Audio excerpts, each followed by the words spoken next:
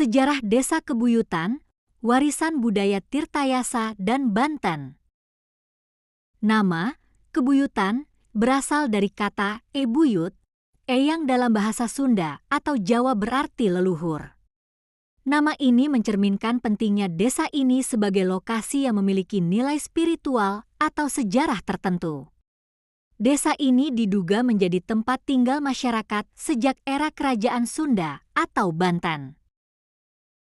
Pada masa Kesultanan Banten, abad ke-16 hingga ke-19, wilayah Tirtayasa termasuk dalam kawasan strategis karena letaknya dekat dengan sungai dan jalur perdagangan. Desa Kebuyutan mungkin menjadi bagian dari jalur yang menghubungkan pusat kekuasaan Kesultanan di Banten Lama dengan wilayah pedalaman. Dalam konteks ini, Kebuyutan kemungkinan besar menjadi salah satu desa penopang ekonomi dan pertanian Kesultanan.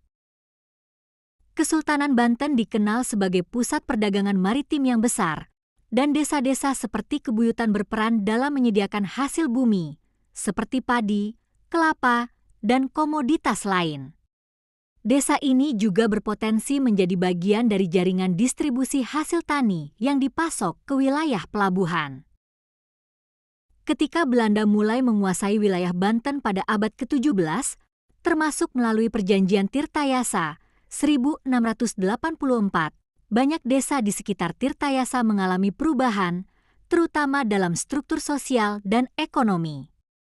Desa Kebuyutan kemungkinan turut mengalami dampak ini, seperti perubahan sistem agraria dan tekanan pajak kolonial.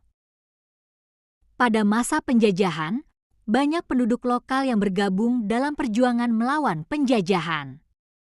Masyarakat Kebuyutan mungkin terlibat dalam pemberontakan kecil atau gerakan resistensi lokal terhadap kekuasaan kolonial.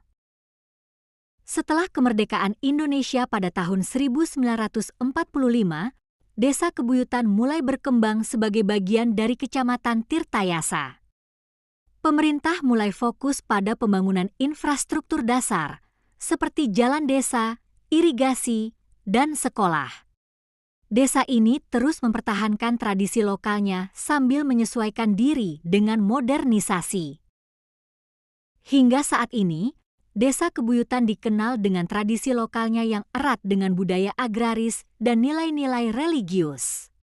Beberapa tradisi yang mungkin masih bertahan adalah gotong royong, sebuah tradisi kerjasama antar warga untuk membangun fasilitas umum. Ritual adat, mungkin ada ritual adat yang masih